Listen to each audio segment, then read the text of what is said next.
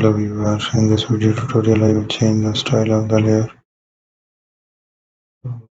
and use the razor tool over that surface. Add some gradients, change the angle here, pick up some styles of the layer. To use that I will use the razor tool and I will show you how it looks fascinating to use it. We will add a paint by using the paint bucket tool. Apply different one.